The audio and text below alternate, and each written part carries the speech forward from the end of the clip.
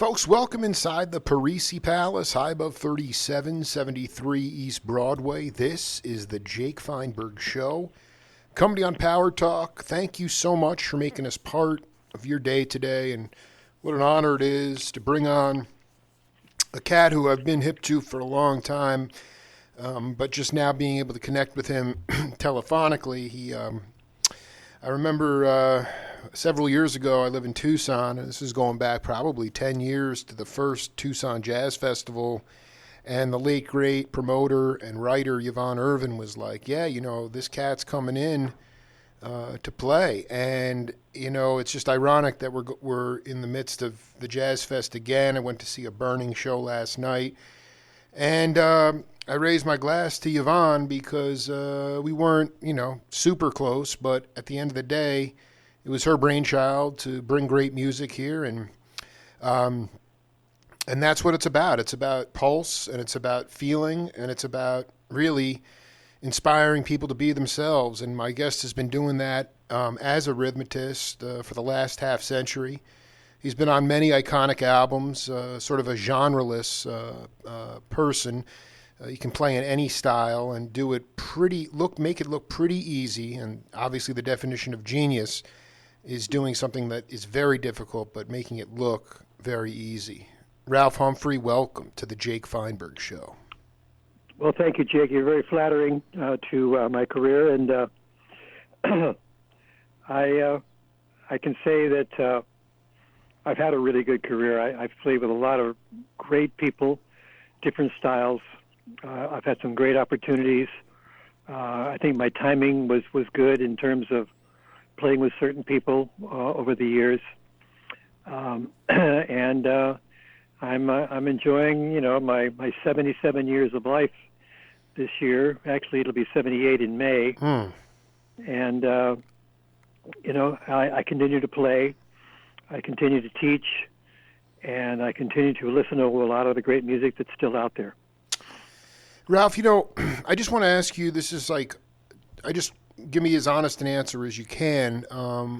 But like in today's world, and I've had this conversation with so many cats from your generation, do you feel that there's any way, I just find it really interesting that so much of your generation really learned experientially on the bandstand. There was an apprenticeship, and then you worked your way up, and there was obviously so much studio work. But the point is, you learned on the bandstand, and so many of you guys have now moved into the academy. And I just wonder if you really think that is there any similarity between the way you were raised on the musically compared to what younger cats are facing today, which is basically going into, I don't believe that you can really increase musical vocabulary or find your own individual sound in academia, but I was hoping you could talk about it from your perspective.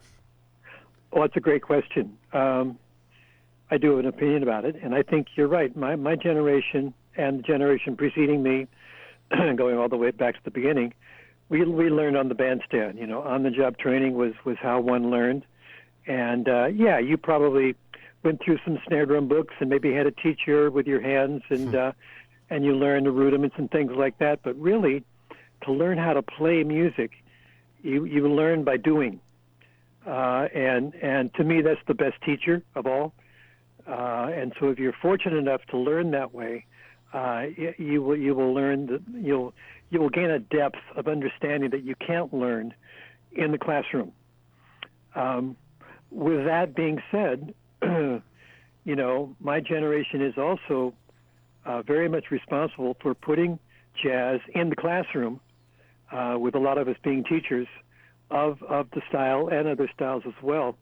And so to find a way to impart what we know or what we learned organically, to bring that to the desk of a student is the challenge. And I've done a lot of teaching over my years, and that was one of the things I was trying to figure out is how can I present material in a way where the student can kind of learn some of the things that I learned, even if it's in the classroom, and still have an understanding of what I'm talking about. Mm.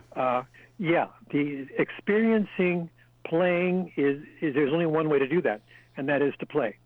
A lot of schools have great music programs where they give the students a lot of opportunity to play, and a lot of it is very challenging. And I think students can learn academically what at least some of what I learned organically over the years. But I came from an academic background as well. Hmm. I got a master's degree in percussion performance from San Jose State. Actually, it was a San Fernando Valley State College at the time. Oh, that is so ridiculous. That was a Spartan Stadium, right? That was exactly right. Yeah. Yeah. Now it's called Cal State Northridge. So wow. I did get a master's degree in music performance. Now, I have to say that I stayed in school because if I wasn't in school, I'd be going to Vietnam. You were not the only one. Yeah. Yeah. So there was certainly a reason to stay in school and get those deferments so that you didn't have to join the military. So I was one of the fortunate ones that never got called up, and I appreciate the knowledge that I learned in school. I had great teachers, and so I think for me a combination of sort of learning on the job and learning academically, that they kind of went hand in hand. Can you just talk a little bit more about maybe one organic thing that you've been able to, transpose over to younger cats? I saw these.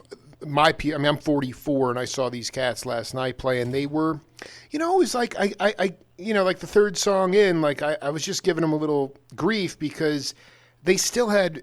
It was new material, granted, but these,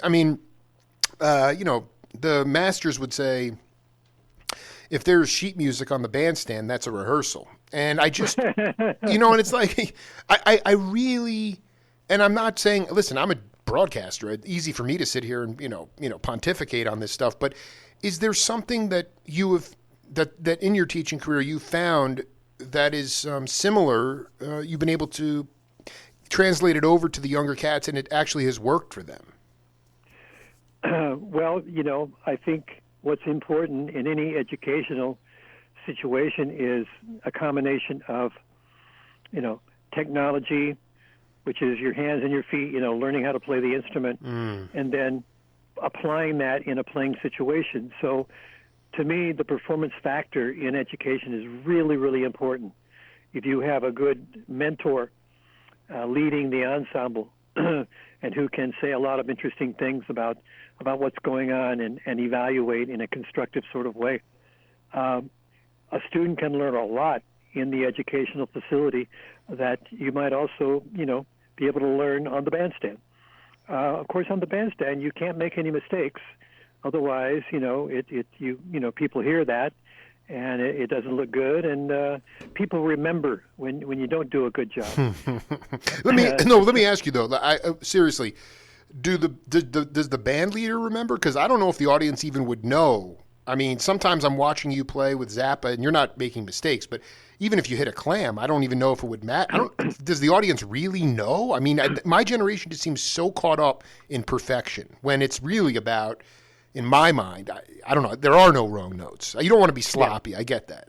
No, you're right. You're right. I think it's the people you're playing with who would notice maybe some issues going on. But you're right. The listener quite often misses mistakes.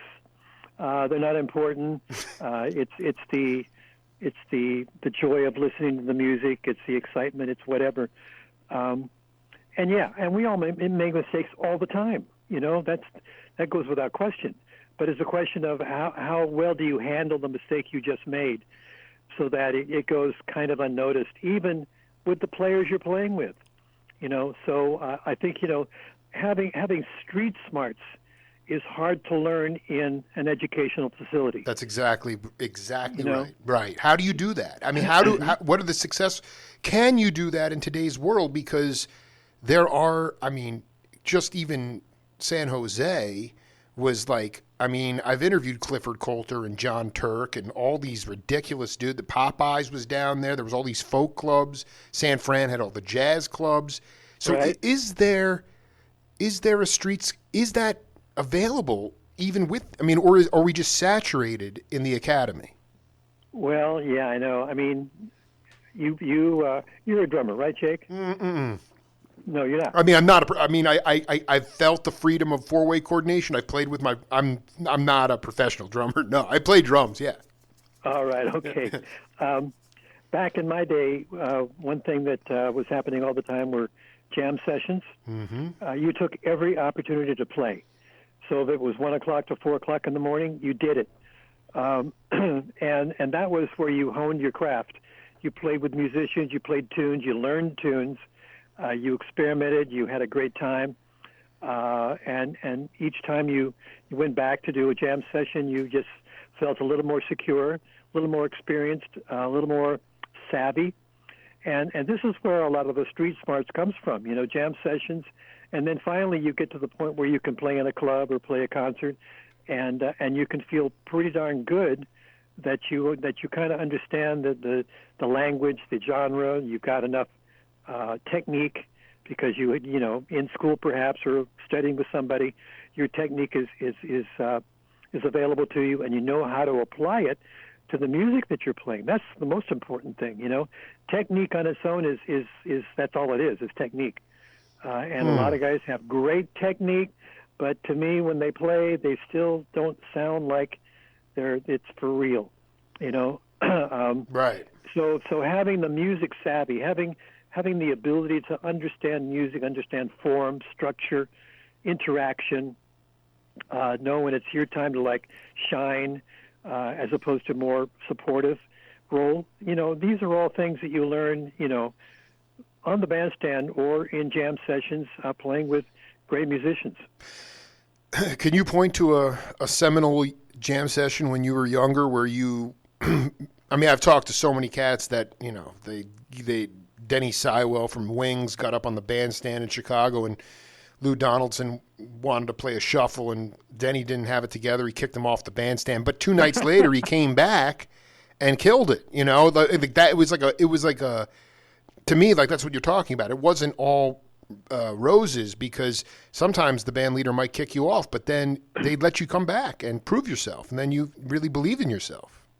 Oh, exactly. I mean, can I remember a particular time? No, but I can remember a particular time frame. Yes. When I was doing a lot of, jamming with particular people down in L.A., probably when I was in college at San Fernando State.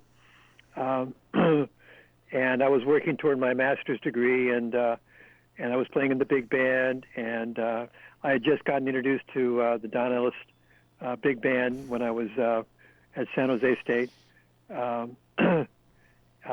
prior to that. And so actually the reason why I came to LA was to join Don Ellis band.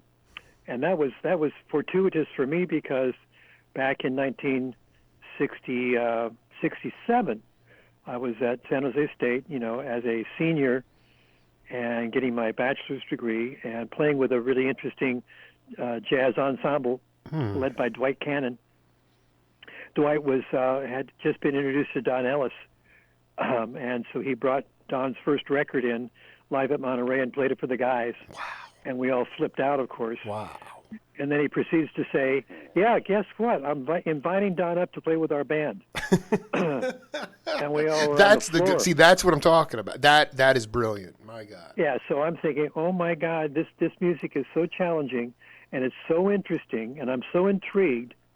Up to that point, my odd meter experience was playing along with records to Dave Brubeck, and I learned by doing, but I still didn't really understand the fundamentals of what was really going on. But Don comes up and plays with our band, and lucky for me, his drummer Steve Bohannon missed the flight for the rehearsal, and so I got to play the rehearsal. And so Don got a chance to hear me, green as I was. I was always a good reader. I learned how to read playing the clarinet starting from the fourth grade. So if you put a chart in front of me, I know what to do. And even something in 7 or 9 or 5, I did my best to read, so that I got through 80% with unscathed. That doesn't mean I played perfectly, but I played well enough to leave an impression on Don, so that 7 months later he called me up and said, "Why don't you come down and audition for the band?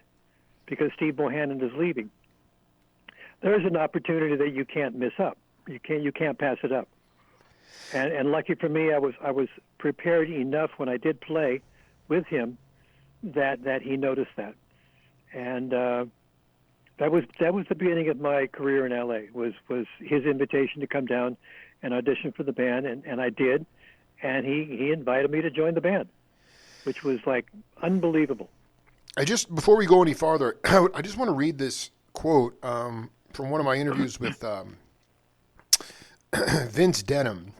He said, I was in a trio for a while with Eddie Paul on keyboards, and he had a keyboard bass. I played about 10 horns, and Ralph Humphrey was on drums. That's right. We played 6 nights a week, 5 hours a night. There were good musicians playing. We were talking about venues, and this was a cocktail lounge. Can you? I mean, that to me, just put me there every night. I mean, let's talk about that experience, because Eddie Paul's not somebody that's on my radar. Right. I think Eddie Paul was a sort of a professional name. I think he's actually has another name, and I can't remember it offhand. But he was quite a good player, and he played good keyboard bass. And Vince Denham, of course, you've talked to Vince, and 10 Vince horns. Is one of my longest friends of ever. Wow. We went to high school together, and we were in our first band together in high school, a Dixieland band. But Vince. Wait, hold on. I'm sorry. You were in a Dixieland band with Denham? Indeed, I was. Oh, this is great. This is great. As a sophomore in high school, and Vince was a freshman, and I was a clarinetist at the time, and dabbling with drums. I playing on my mother's ironing board, and learning, some licks and things like that. And then this Dixieland band that I was playing clarinet in, actually. The drummer decided not to show up for a gig, or at least he was late. But the drums were there, and I basically just sat down and I played, as if I knew what I was doing. and for the most part, I did know what I was doing because I was listening to some really great drummers at the time, I seemed to have a natural skill for coordinating my limbs, and of course I knew the music, so I knew the form and all that sort of thing. So that was the beginning of my drumming career. And so later on, as a freshman in college, Vince and Eddie Paul had this gig, and they invited me to join the group. And you're right, it was 6 nights a week in Danville, California. Wow. At I think a restaurant in a hotel, and we pretty much played whatever we wanted to play, and talk about gaining experience. And then I'm playing with one of my best pals, Vince, and Eddie was a good player, and that was just one instance of like a steady gig that I did back in the day, and that really that really honed my skills. I got to say, I played different styles. I was playing rock and roll. I was playing jazz. I was playing bossa novas. I mean, this is the kind of stuff that, at a fairly early age, people need to learn how to do. You need to play. You need to learn a big bag of tunes. I just wonder about the where your ears grew the most, because there was not like an upright player or an electric player. Like, he was playing left-hand bass. I mean, to me, like, the thing about your generation that's just intoxicating is that most of you guys jazz was still considered a popular music when you were coming up, and the rhythm wasn't so quantized. I mean, there were drum machines in the 70s, but it wasn't what it is today. And I just to me, how did you learn, maybe on that gig or in other gigs, when you didn't have a traditional bass player to play off of, and how that, maybe helped make the rhythm more round, so to speak? Well, that's a good question. I think probably it had a lot to do with, you know, something that I tell my students all the time is when you're playing in a band, who do you focus on? Right. You know, and a lot of times they say, you know, the singer, the melody, the guitar player. No, I said the bass player. You and the bass player have to get it together, and that's going to create the feel. And once you've got that together, you're golden. So, you know, I guess playing with a keyboard bass way back when, you know, with somebody who knew what they were doing, I learned how to gel with him. It's hard to say exactly my procedure or how I was thinking about it. I just did it. When I did play with actual bass players, when I was in college, of course, I was playing with upright bass players, and another good friend of mine, Pat Castle, was playing at College of San Mateo. I did my junior college years at College of San Mateo, and thank God I did, because there was another opportunity for me to join a casual band that played every summer for 10 weeks at a resort. And the leader of that band was Dick Crest. Oh my God! Are you kidding? Oh my God! He had a great book of tunes. I learned tunes like crazy playing with that band, and I was playing with a great bass player by the name of Lynn Doremus. God, you're dropping names. I don't even. Are these cats still with us? I got to get to them. Yeah, they are. Oh, Lynn is living back east somewhere, playing in an orchestra, and I think teaching.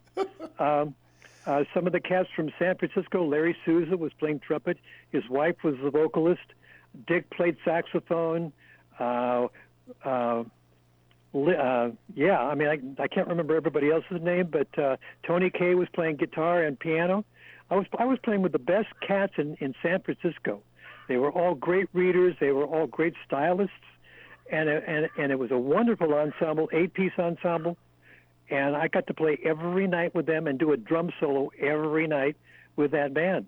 I mean, talk about on-the-job training, and a place where you can learn all the great tunes. I want to read this quote to you because this leads, I mean, it's so beautiful to talk to Ralph Humphrey. I want you to relate this to, especially playing with, I believe at a certain point you had 3 acoustic upright bass players in Don Ellis band. That's right. This is from Lenny White. He said that, I learned from band leaders telling me, hey man, that's not what you do. I remember doing my first live gig with Ron Carter. He played something that was off of the beat, and I did the same thing. He said, man, don't do that. If you do that, that negates what it is I'm doing. You have to play something so that I can play against what it is that you do to make it what it is, to make what it is that I do interesting. I learned the hard way, but those things stuck in my brain, and now I teach the same way now. And so when you're talking about syncing up with a bass player, like that to me is like, I don't want to say Ron was talking counterpoint there, but he wasn't. There was a certain way to connect with that bass player. What were you listening for? We just lost Bill Plummer, rest in peace. I mean, what were you? I know. What were you listening for when you had not 1, not 2, but 3 bass fiddles to deal with? I mean, how did you parse that? Well, that's that's a good question. Were you even listening to? Were you listening to somebody else? Maybe, I don't know. I felt like, I was in charge. I had to be in charge Right. of the timekeeping. So, if I had tendencies to rush or to drag, I think that would have been pointed out to me immediately by Don.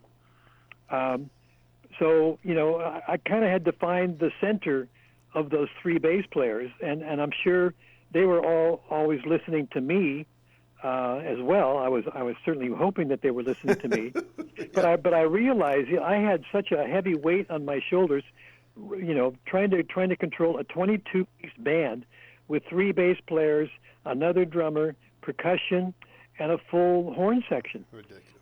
And so the weight was on my shoulders, and when you have that in front of you, you got to come to the table, because if you don't, you're going to be out of there. So I guess I learned I don't know exactly when or where, but I think just my experiences up to that point taught me that, it all comes down to me. If the drummer is failing, the whole thing fails. And so, and getting back to the bass player situation. I want you to talk about that counterpoint thing that Carter was, where he said, "Don't go with me, play something against it." Well, the great Chick Corea quote, don't follow me around when I'm playing. Don't play what I'm playing. Right. Play something else. So when I say relating to a bass player, I'm not saying play what he plays. That's I'm right. saying find where his pocket is, and then get with it. And sometimes bass players are immovable. They will not budge. And so you have no choice but to learn how to play with them. You have to make an adjustment. And I've had bass players like that in my career. Not that many, but most of the time there's a lot of give and take. So the bass player listens to me as to where I'm putting it. I'm listening to him as where he puts it, or she, and we come together. And finally we find that pocket. And once you find the pocket, you're golden. John Hurd, who left us recently as well. Such a great bass player. My dear friend, I love John so much. Oh my God. Wait, when did you cross paths? When did you first play with John? Well, it was in L.A., and, in different circumstances I played with John. That's great. But one of the earliest circumstances I remember is, I believe it was a club called the Come Back in Santa Monica or someplace like that. And we were doing this gig, and I'm trying to remember the piano player at this moment, but I can't. It could have been George Duke.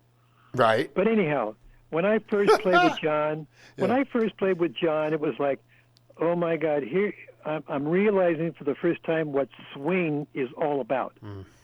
Because John had such a strong pocket, and it taught me about playing on the top edge of the beat. But I was also learning that from Tony Williams, listening to him play with Ron, and Ron and Tony had such a great relationship. I mean, my God. There's no finer relationship between two musicians than Tony and Ron. Yeah, well, no, actually, because Stanley Clark told me, Ron. He said Ron was like a tree; you could not move him. He was the way he was described, the way you were describing that immovable object. Yeah. Well, I don't know. I don't think Ron was a tree. Certainly he plays the way he plays. And if you don't play with him, well, you better get off the bandstand. You learn how great. If you consider a bass player that you like, you try to figure out, why do I like this bass player, and so you search for the pocket. And if you find that pocket, you're there. Like I said, you're there. And so with John Hurd, I found that pocket, and he taught me a lot about that.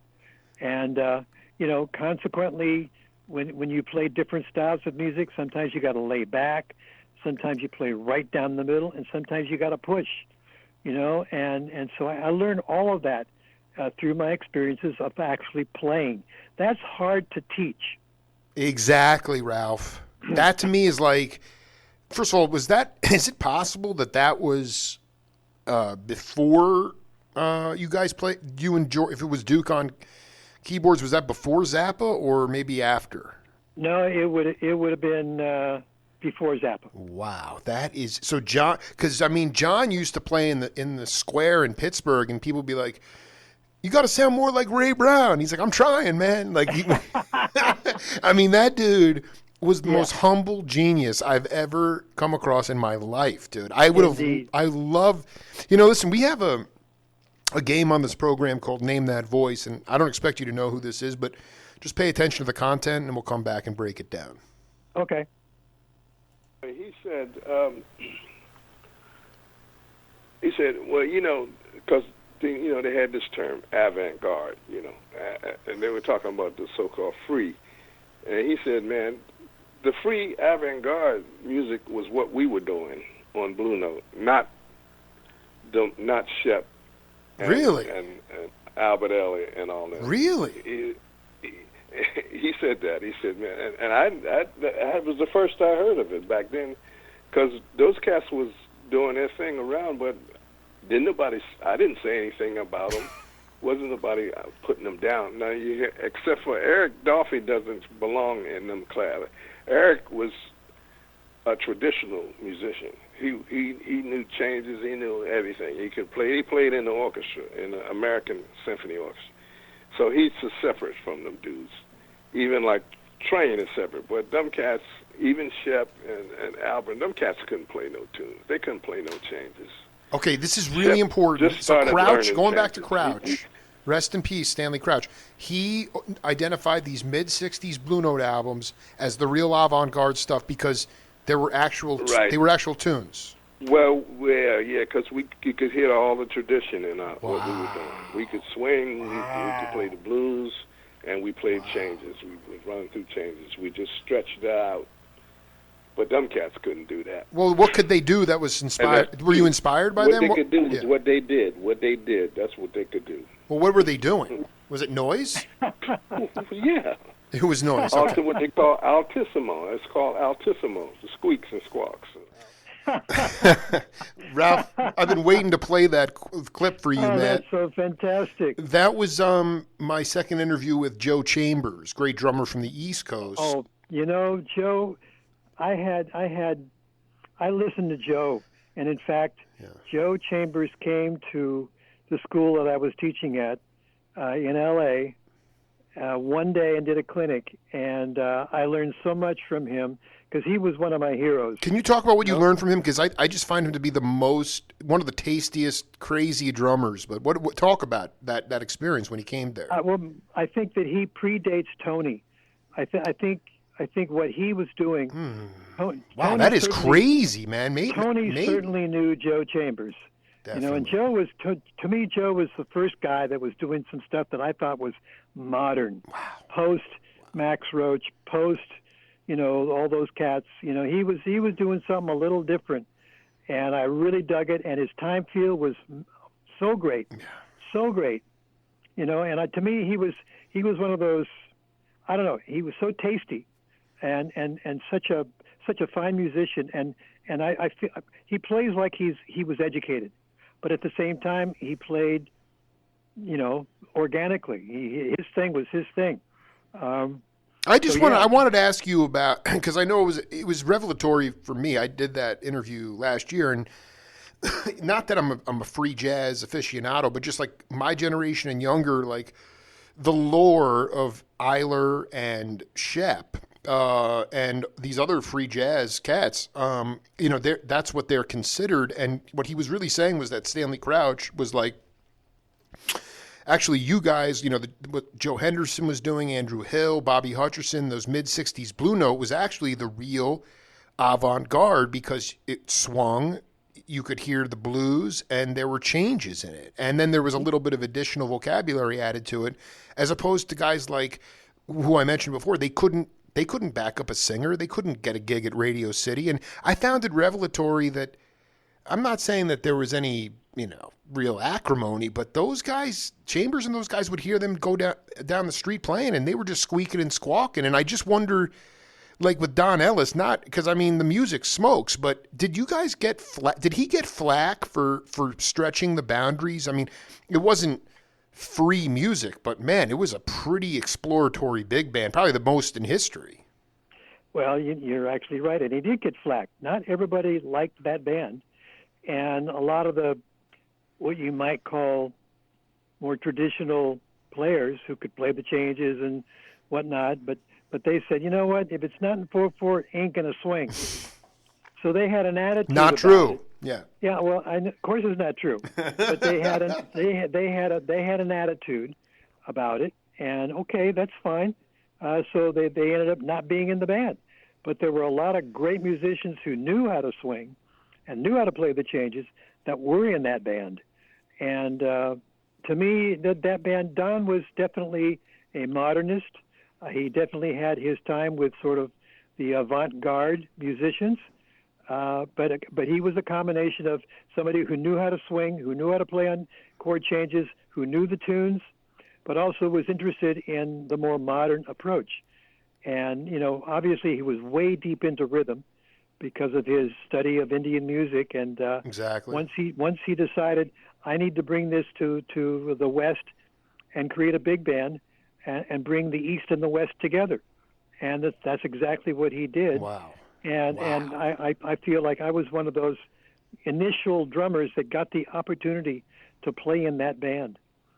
I mean, not too many drummers had that opportunity, and I was one of them. What year did well, first of all, so much going in my head right now, but were you older than John Morell, Gary Barone, and Ed Green and those cats? Were they going to school with you, or where? Go ahead. We were about the same age. I've played with all those guys. Well, Ed Green. Double drums with Ed Green, maybe at a jam set. I never played drums with Ed Green. I knew him socially, yeah.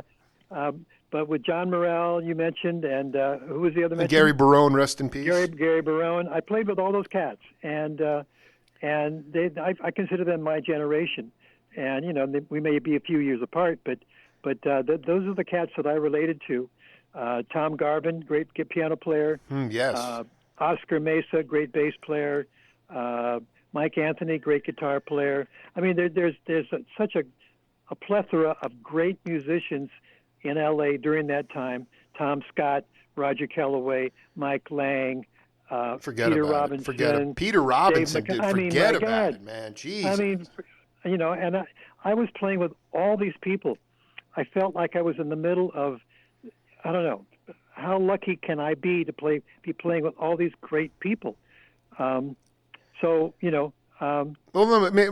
just want to go back to the Chambers quote as it related to whether it was you and, I mean, to me, Denham. I mean, after Denham, he went on to start playing with Paul Jackson and Mike Clark, in Oakland, and it was like, forget it. I mean, they were making up all sorts of grooves together. But can you talk about the most free music that, I don't know, outside of Don Ellis, do you agree with Joe Chambers about Eiler and Shep and those cats that sort of get considered free jazzers, and what was the closest thing what are the antecedents that you believe are make for good avant-garde music? It doesn't matter what genre.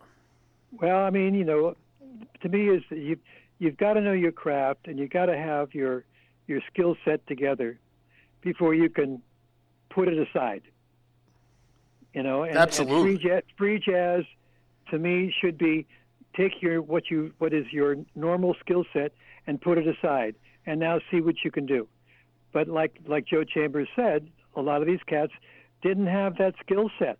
They just went and tried to play free, and so you look for well, where's the glue? There are no changes, there's no melody, there's no timekeeping. Is there anything that one can grab onto? That's right. To make sense of what you're hearing. It's I equate it with abstract painting and that kind of thing. I mean, I look at a blank canvas with maybe something on it, and I'm going, what the hell is this? Why don't I understand what this is? But if it's a name that I recognize, that I know that this person had a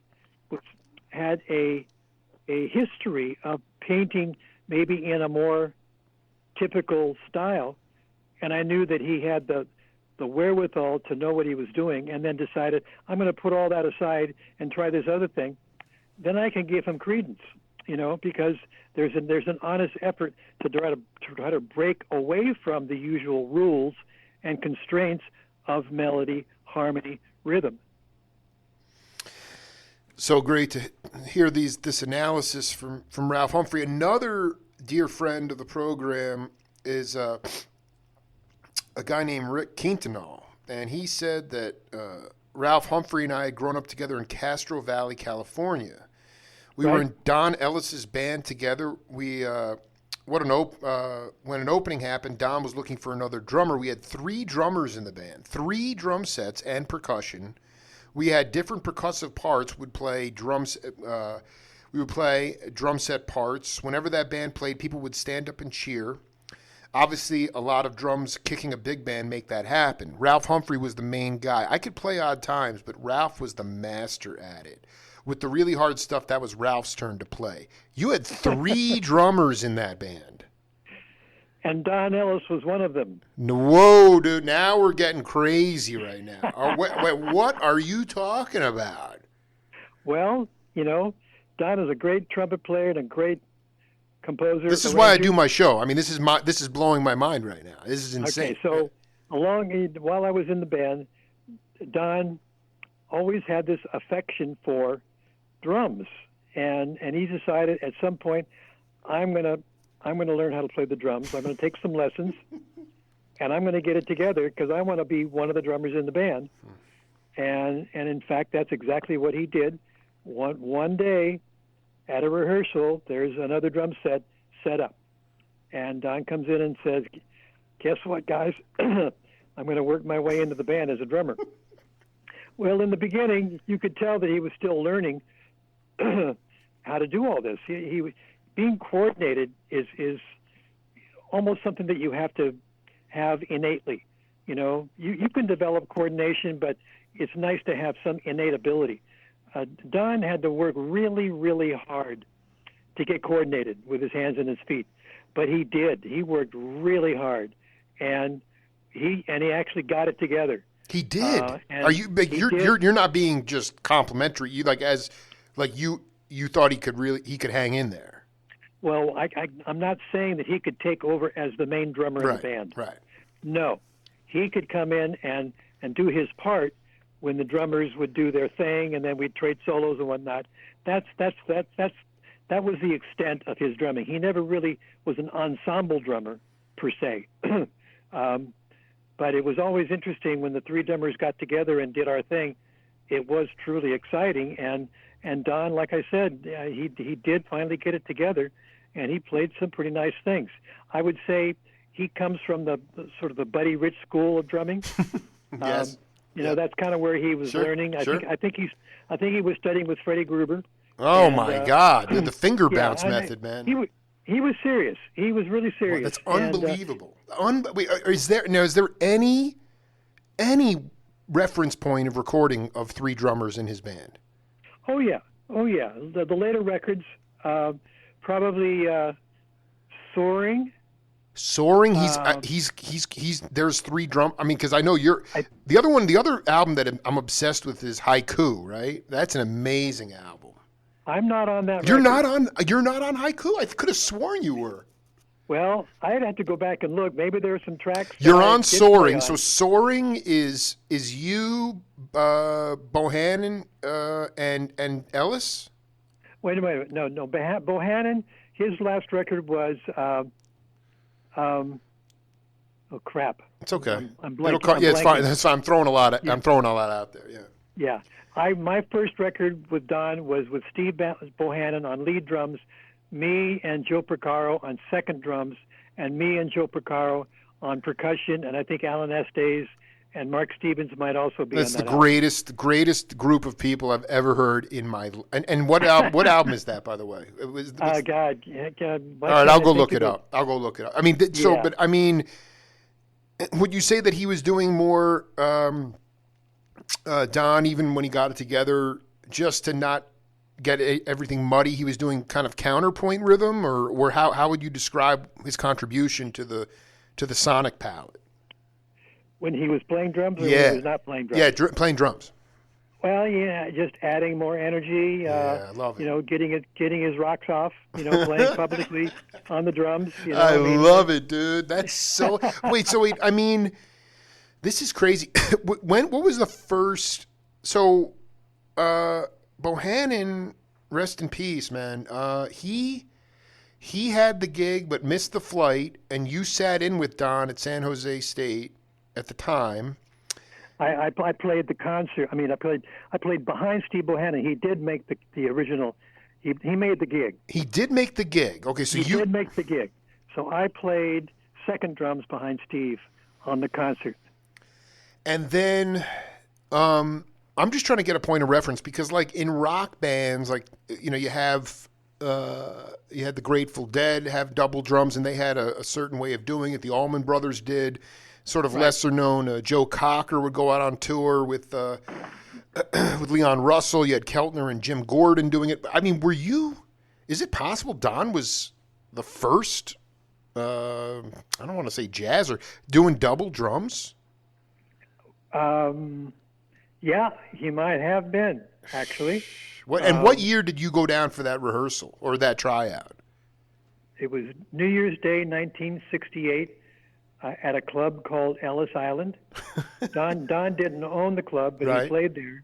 It was in North Hollywood. Ellis And, Island. I've never heard of that club, man.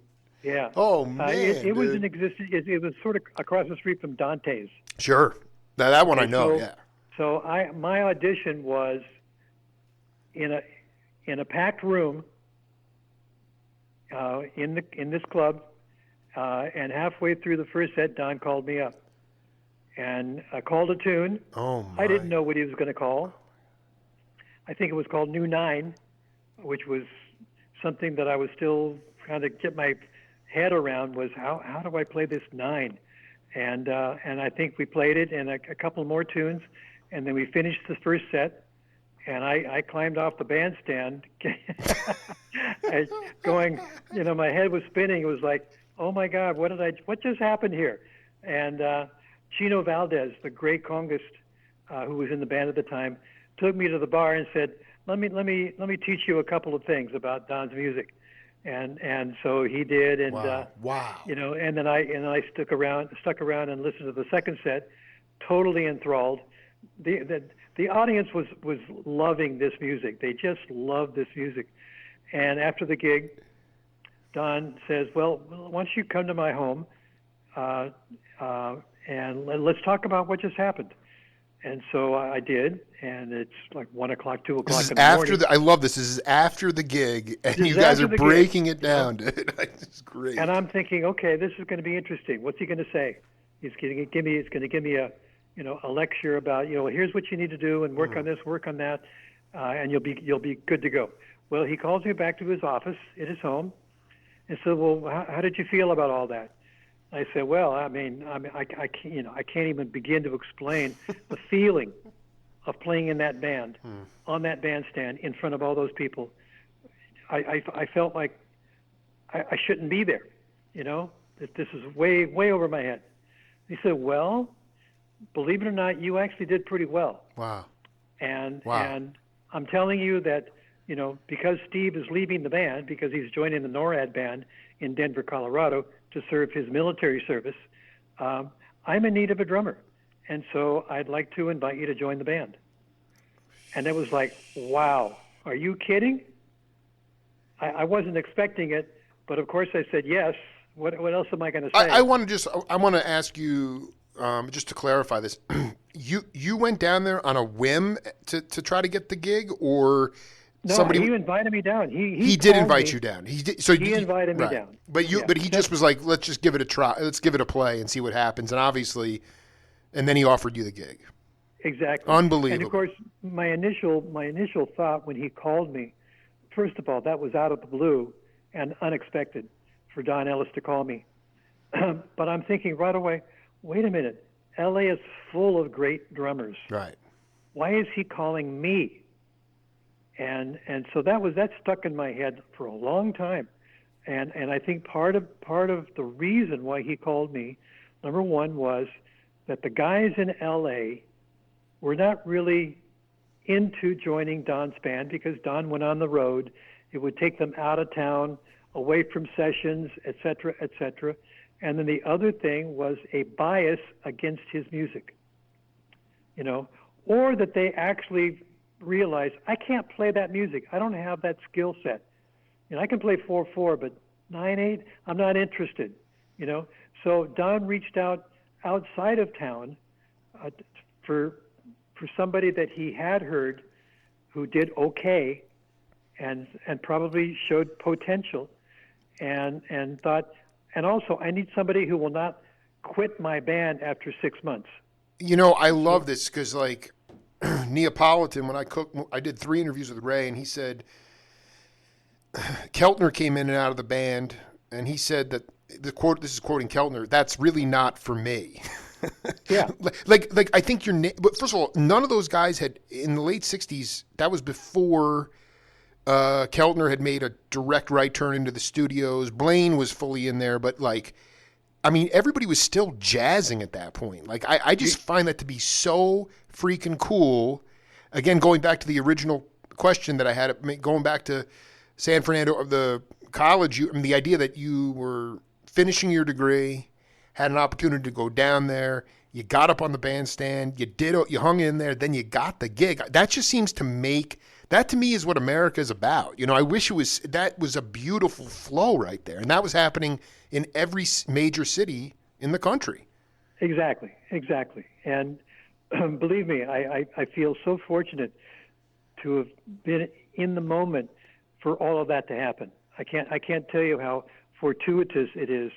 But of course, I always go back to when I tell my students, you know, when opportunity meets the possibility. Right. You know, you've got to be prepared. When opportunity meets preparedness, then you can say yes. And so, you know, if I had not been a reader, forget it. That's right. If I had not had the sort of developing skill set that I had up to that time, forget it. It would not have happened. So I prepared myself just by doing what I did beforehand. I had no idea where I was going to end up. At the time, I wasn't even thinking about moving to L.A. That might have happened later, but at that moment, the answer was no. I was going to Right. I was going to get my master's degree and then figure out what I was going to do next. I wasn't quite sure. You might have wound up in North Beach in San Francisco. I you know, it's like did you, I mean, how vigorous, how intense were the tours? How did you guys get all your gear? Did you just play regionally, or did you actually do a domestic tour? How did you get all the gear around? We did an international tour. My first Holy tour cow. was to Europe. And we played the festival in Juan-les-Pins in Nice, and played Ronnie Scott's club in England, and a few other places. And we took the gear. That was a time when airlines, hey, put it on, no problem. You know? Yeah. No, that's the greatest thing is that, like, Don Ellis but you guys were flying commercial. I would have freaked out, dude. I would have Oh been. yeah, we were flying commercial, but all the gear was in the plane. It was in the belly of the plane. My God. Yeah, it's right. Yeah, I mean, these were the days gone by, you know, when air travel was not what it is today. So Don, did you have, once you got your sea legs, were there certain compositions where Don, because like you had to be a reader, but were you able to make up your own parts on certain tunes? Well, I think when you're playing with the ensemble, you're supporting the ensemble, you're supporting figures, you're obviously playing the groove, whatever that is. Right. And yeah, I did have freedom to come up with certain approaches to the tunes. Obviously, Steve Bohannon was somebody I listened to constantly to get ideas about his approach, and his approach was so it worked so well. That's where I got my ideas. But just playing in the band, you kind of, you know, develop your personality and your approach to the music, and that's exactly what I did. And when you're playing that kind of music, that challenging music in front of an audience, you get strong and you get fearless. Absolutely. You know, I think a drummer has to be fearless. Fearless is the right word. Yeah. That's so beautiful. I guess I'm sort of trying to put it into my head, but did Zappa show up and see you? How did he get hip to you? He did not know me. It was 1973, and wow. I get a call from George Duke. And now George and I, you know, Bay Area guys. Did you know him when he was in Marin City, or when did you connect with him originally? Well, I connected with him in the Bay Area. Oh my gosh! I can't remember the circumstances. Believe me, I wish I had. No, you know what? I just want to try to spark your memory. I just, because he Al Checky or Magadini and Hurd used to play at the half note in San Francisco, and Al Jarreau would sing there, you know, and like the hippies would, like Alex Haley was writing Roots in the back of the room. Wasn't possibly there, was it? It could have been. I was working a club in San Francisco with a trio. What was the name of the club? Oh God. Or who was in the trio? I mean, I wasn't sure if you actually had ever gigged in the Bay, but that's yeah. It was a piano player and a guitar player and me, and I can't remember the names. It was shit. It's a blur. Was it like, was it possibly in North Beach? I mean, that's so anyway. It was probably in North Beach. Yeah. So cool. Yeah. Anyway, so you connected with George probably in the mid '60s, though. Yeah, yeah. I'm thinking so. Yeah. Mm-hmm. So, you know, George knew me. I knew him. So George calls me. George is in Frank's band, of course, and he says, "Ralph, Frank is looking for a drummer. Ainsley is leaving, and you know, he's seen several drummers, and he's not happy." He needs Ralph Humphrey, man. So George says, "Why don't you come down and audition for the band? What do you think?" And at that point, Frank Zappa was not even on my radar. I got to say, I mean, wait, I want to stop you right there. Had you moved back to the Bay Area at that point? I was in L.A. He just said come down to the studio and try out. I get it. Yeah. Absolutely, yeah. So I was in L.A. and again, you know, I had not thought about Frank. I had heard some of his music, basically Hot Rats. Sure. Was maybe my understanding of him. So I thought, well, what do I have to lose? You know, I love it. I mean, it's like I'm not hungering for the gig. Right. But if I get it, well, let's see what happens. So I went down, and of course it was at Frank's rehearsal studio on Sunset Boulevard, and the whole band was there: Ruth Underwood, Ian Underwood, Jean-Luc Ponty, George Duke, Tom and Bruce Fowler. The Fowlers, unbelievable. And Sal Marquez, trumpet player. Sure. And so here, I mean, I knew Sal, I knew Tom and Bruce. I didn't know Ian and Ruth. I knew George. I didn't know Frank. So he runs me through the mill. I know that we played some odd meter grooves to see if I knew how to do that. Of course, I did. We read some things, and I always try to remember what did he put in front of me that he asked me to read. And of course, this precedes the Black Page, but it could have been the Bebop Tango, yes, or something like it. Right. And so he was curious to see my reading chops, and I didn't. My sight reading is good. It's not perfect. Playing that kind of music, everybody will fail. But he saw that I knew how to read, and understood what a quintuplet was, for example, and things like that. So basically, after that, he hired me on the spot. He was like, you got the gig. You got the gig. I got the gig right then and there. Oh, my gosh. And so once again, it's like, okay, where are we going now? And right away we rehearsed, and then we went on the road. We went to Europe, Australia, and the States. Well, that was the one thing. I mean, I just wanted to say I was going to play it in the intro, but I feel like you already have probably heard it so many times, and it's up on YouTube, is like this explosive show in Sweden that's on video, and you do a 2.5-minute drum solo. It's like flowing, man. It is. Do you know what I'm talking about? I do know what you're talking about. Oh, dude, that's kind of because we've been sort of, waffling back between, playing spiritual and then sort of having technique. And I mean, did you recognize at a certain point, I mean, even maybe before joining Don, when if you got out of your own way, that you could be a conduit for music coming through you from the heavens? I mean, some people wouldn't understand what I'm talking about, but you, like most really incredible drummers, when you surrender, that's when the magic occurs. And that solo is like, it's like it's one of my favorite drum solos. It's just flowing water. And did you have a time when you recognized that you could be a healer, a conduit for information coming through you when you actually got out of your own way?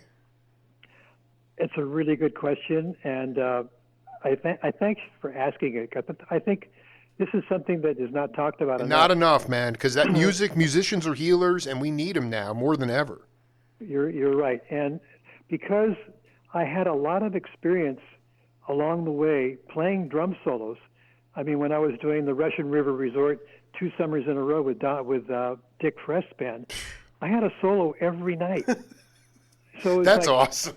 I mean, how many drummers get a chance to solo every night doing whatever they want to do, you know? Right. And so I was honing my craft. I was learning how to apply technique in a sort of a musical way, you know, and try to communicate with the audience. And because I think I have a strong background in music, I understand form, and I understand composition, and I understand melody. And so those things really help me to develop solo ideas, know how to put something together that seemed to have an arch to it, if you will. It's a combination of technique, inspiration, dynamics. Dynamics is huge. Sonorities, all those things put together, you know. So, and yes, there are times when I have played where I'm out of body. Out of body is exactly totally the word I was out-of-bodied. looking for. Yeah. This is happening. I'm on autopilot. I can't believe what's going on. I'm so in the music that it's amazing. It's magical, and this is what I hope every musician can experience at some point in their life is that space, you know. And in that space, anybody who's listening knows what's going on. Exactly. It's the most, even for the patron, for the listener, for the... Absolutely. Yeah, if you're listening... Dude, I mean, it puts me into samadhi or some kind of, like, euphoric state where the synapses in my brain go faster than the thinking is possible. It's just, like, absolutely incredible because everything is working... Well, it's that four-way coordination. I mean, Quintanal, can you talk about that cat? I haven't talked to him in a minute, but, man, what a sweetheart, and... Was he the first dude you played with in Don Ellis's band? No. Steve Bohannon. Bohannon was, yeah, Bohannon. That's and then when I took over Steve, a gentleman by the name of Gene Strimling came on the band. He probably auditioned, and Don brought him in. And then Chino Valdez with the congist. And so Gene played second drums to me, and we had things worked out. And Gene went to Europe with the band, and then after Gene, the drummer Brent Brace was on the band. Whoa, dude, you're dropping some serious names, dude. Brent was quite a technician, another Buddy Rich kind of guy, right? That Don brought on, and he played second drums for a while, and then Rick came on, and I had the opportunity of inviting Rick to join the band when Don said, we need another drummer. And I said, well, I know this guy in the Bay Area, old friend of mine, really, really a great drummer, mainly a rock drummer, if you will. But he's got great chops, and he's a great guy, and I think he would do well. So I invited him down, and he joined the band. He was in Indian Puddin' and Pipe. Indian Puddin' and Pipe. So he was doing some really cool stuff. You know, he was deep into Led Zeppelin and all those great bands, and he's the cat that turned me on to rock and roll. Wow. Because Rick is 3 years younger than me. Wow. And so when I was a senior in high school, he was a freshman and playing great already. And I remember a lot of times when he and I would just get together and play. And he would teach me things, I would teach him things, and it was just a mutual admiration society for all of those years. So I was so happy to have Rick on the band. That's the same relationship that he had with David Garibaldi as well. You know, they just would trade off and ideas and play games. And you know, I got Ralph. I got one more name that voice for you. Take a listen, and then we'll come back. Okay. All my young life at that time. So I thought that Actually, I had certain knowledge about thinking, and I got that a lot from Papa Joe Jones. Can you talk about what he instilled in you? Well, one of the things was time signatures. That's just a way to a point until you can figure out what you want to do to throw you off to a point. Because I figured that they called me to do this date because of what I do. So I'm not going to try to figure out what they're doing. I'm just going to play what I feel. Because that's what I've always done in my history of this art form. Is you play what you want to play, I'm going to play what I want to play. That's exactly the quote I wanted. That was my interview with Louis Hayes. And we've just spent a lot of time. I mean, Frank and Don were very sophisticated, like really heavy compositions and orchestration. But what Louis was talking about when he was with Cannonball and all those years, nobody ever told him what to play. He just played, and then the seminal time in his career where he did struggle for a while was when he got with Oscar Peterson because there was a lot of parts to those songs. And I think he was playing, I guess, Ray Brown and Oscar. And so that was a big struggle for him because he wasn't really into taking directives. And I wanted you to just, sort of talk a little bit about one thing that kind of some of the older masters of the music obviously had high standards, but like you said, they wouldn't, and this brings up, like, I know this is more of a studio thing, but like with Louis Shelton and Seals and Crofts, they brought in guys who could put their 2 cents on the album. There wasn't this idea of micromanaging. And I just wanted you to talk to younger leaders out there, especially as it relates to the rhythm section, about sort of what Louis was talking about, where just let the drummer feel and serve the song. You don't need to tell them what to play, because the minute that you start telling them what to play, you lose their own individual sound. And I realize there's a fine line, but I just wanted you to riff on that. You're talking to me about this, right? Absolutely. Okay, yeah. So that was Louis Hayes? Yeah, that was my interview with Louis, and he goes on to talk about how he really struggled with Oscar because it was the first time where he had to really be very in tune with these certain parts of the songs, when before it was just like he was just burning up with Cannon, or people like that. Yeah, exactly. Well, okay, so you can go anywhere you want with that, Yeah, I think it's a combination of, some drummers have an ability to wear different hats. They can adjust to a situation and be just fine. I think playing who you are, that's a question on its own. Who are you? Right. And so it's a personality. It's an ability. It's an understanding. And then you apply those things to whatever music comes along. Maybe not all music suits you, and that's fine. I don't think we're supposed to be able to play every kind of music that comes our way. Maybe we struggle with some, and with some others we just sink right in, and it's beautiful. I like to think of myself as somebody who can wear different hats. I like the challenge of trying something different. When I hear music from a band, I either relate to it or not. And if I relate to it, it's obviously something that I like and I understand. And I think to myself, I could play with this band. I could play that music. Whether I'll get the opportunity, that's another situation. But I think that,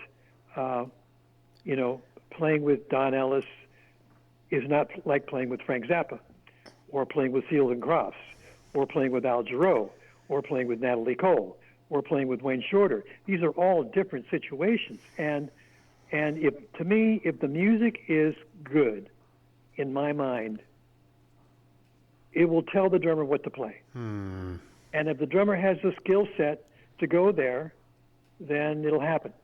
And so, my personality suits what I'm hearing.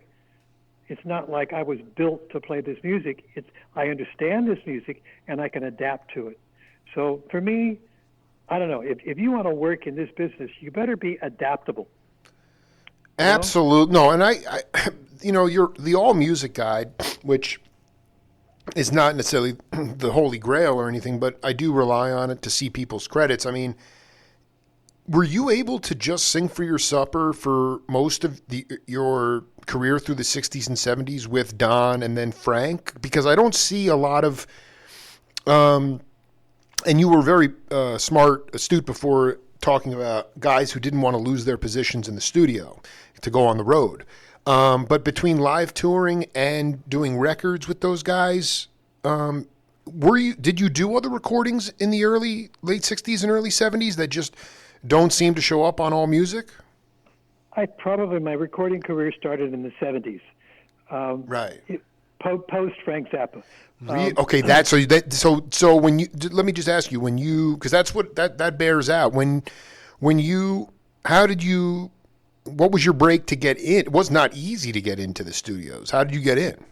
Well, I have to say during that time, LA was pretty darn active.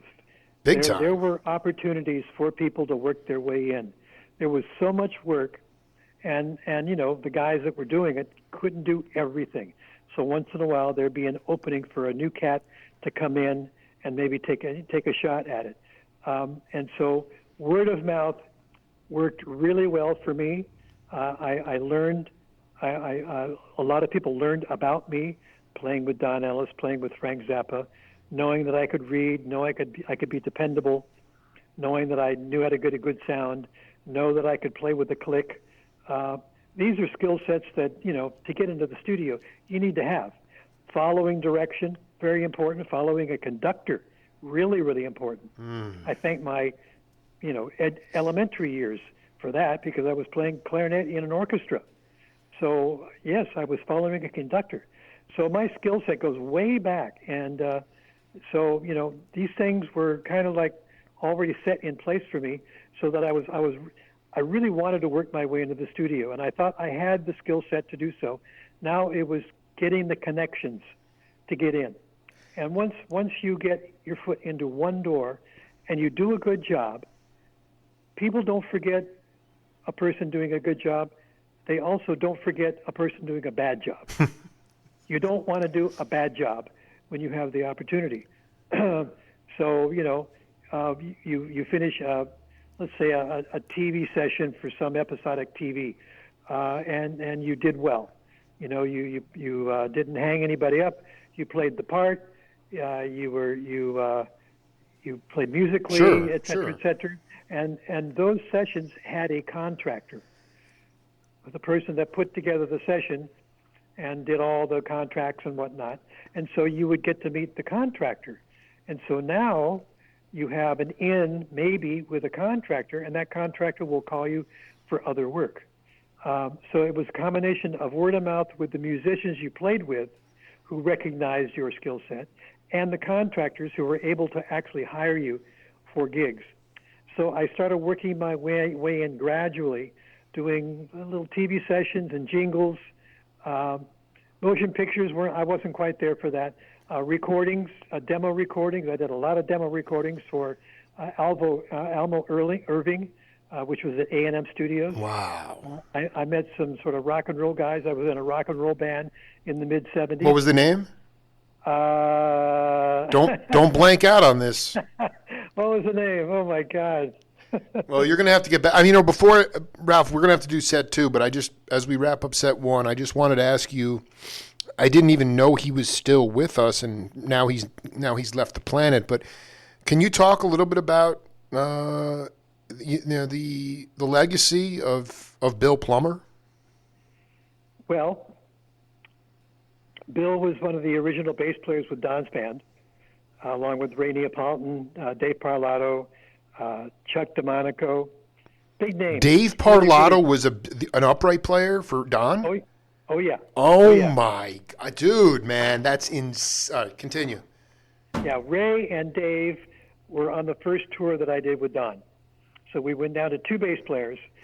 So Bill Plummer was out of the picture at that point. But I was playing with Bill, I was jamming with Bill in some of the stuff he was doing because it was odd meter stuff. It was Indian related. Totally. And so I got kind of in that circle of musicians who were doing the Don thing. You know, Tom Scott, Roger Kellaway, Emil Richard. Oh my God, the legend. All those cats. Yeah. I was in there with those guys, and so I got further opportunities to play that kind of music. You know, the Hindustani Jazz Sextet, which was one of Don's bands, with Steve Bohannon on drums. I loved that band. Now did you ever play with them? I don't know that I can't recall ever playing with them. No. The 3 sitar front line, that was unbelievable. Plummer. That's right, yeah. exactly. Yeah. And Ray Neapolitan played sitar. He did. On the first tour that I did with Don. Oh my gosh, so that is was so epic. So he wasn't playing bass; that he was playing sitar. No, he's playing upright bass and sitar.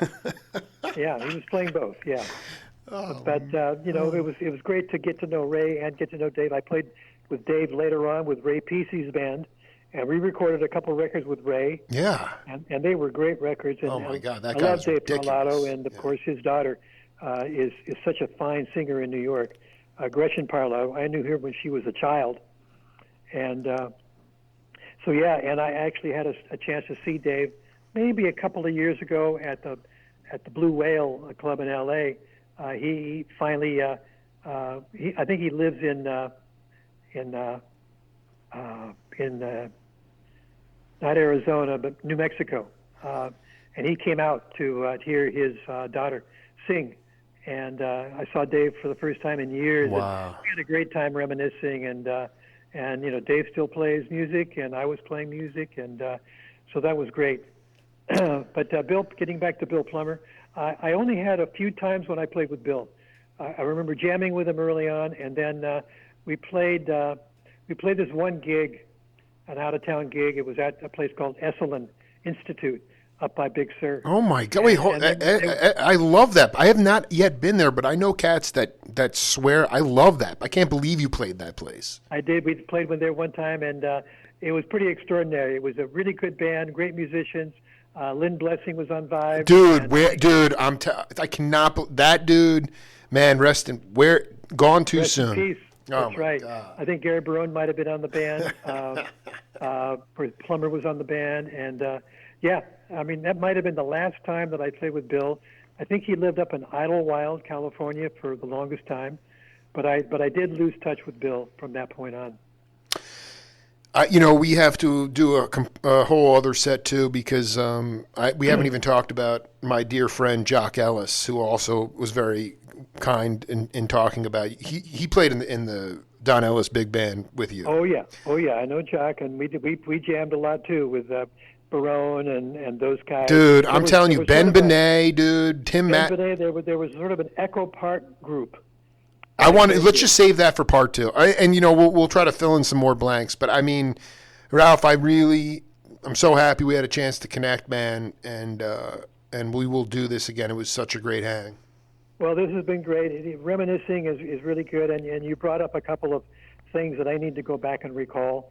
I need to know that rock band. I need that rock band in the 70s. Okay, you will get that rock band name, and anything else I might be able to find that I can dig up. But this has been a pleasure. You know, I've done other interviews, but you've touched upon some other things that are quite important and interesting that I haven't had a chance to talk about. So, you know what it is, man? Thank you for bringing them up, and you obviously know a lot of the people that I know and that I've worked with. So that's also another cool thing.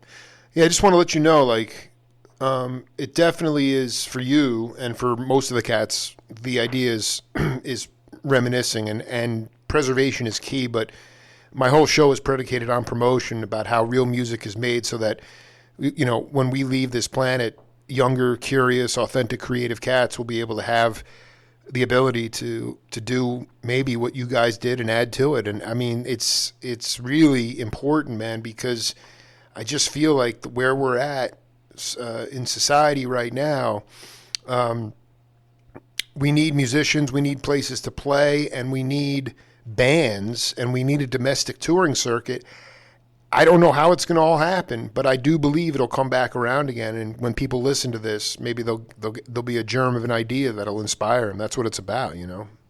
Absolutely. I mean, and this is something that we could talk about. You know, I mean, the current situation is pretty disastrous for music and for musicians, and I'm just so hopeful that this the COVID situation that has been with us for over 2 years now will subside to a point where we can go back to some sort of, you know, music making, getting back on the road, Right.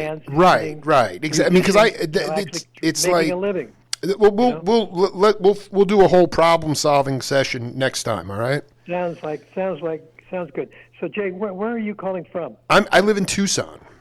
Oh, okay, great. Yeah. All right. Yeah. No, we got more to do, man. It's been a long time coming, man. I'm so happy we got a chance to do this. Well, that's great. Yeah, there's a couple of drummers in Tucson well, my son lived in Tucson for a while because he was going to school there. Wow. And who are the drummers? Don Moise. Don Moy. Don. Is that his name? Don, not the guy from Chicago Arts Ensemble of Chicago. I'm talking about the guy from Phoenix. Yeah, dude, is he still around? I think so. Yeah. Oh my, that legendary cat, man. Yeah. Anyhow, yeah, Tucson's a great city. I love that city. Really, it's getting funkier and crazier. It's actually with the climate change happening. It's going to be a destination for many cats. The summers are hot, but you know what? It's a safe place, and you can go. Pardon the pun. You can go to the beat of your own drum, man. That's right. And Mount Lemon, beautiful spot to go up there and hike and whatnot. And and I'm hoping that there's some clubs there where music is happening. Well, I was going to say that my friend Arthur Vint just opened a jazz club called the Century Room. Let's get you down here as soon as possible. I would love that. Oh my God, that would be great. That would be great. Well, much love, man. It was great to hang, dude. Jake, this has been something, and thank you so much for calling. And let me know when you're ready to do part 2. Absolutely, bro. Real soon. Okay, thanks, Jake. Be safe. Be cool. Later. Thank you. Bye. Saturday afternoon jam on the Jake Feinberg Show with Ralph Humphrey. That's it for now. We'll see you next week. Until then, peace.